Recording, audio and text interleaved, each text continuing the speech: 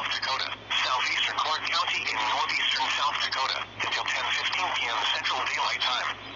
At 9:44 p.m. Central Daylight Time, a confirmed tornado was located 9 miles south of Willow Lake, or 17 miles northwest of Lake Thompson State Recreation Area, moving east at 45 miles per hour. Hazard, damaging tornado and quarter-size hail. Source, weather spotters confirmed tornado. Impact, flying debris will be dangerous to those caught without shelter. Mobile homes will be damaged or destroyed.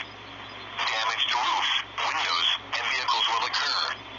Tree damage is likely. The tornado will be near Willow Lake around 9:55 p.m. Central Daylight Time.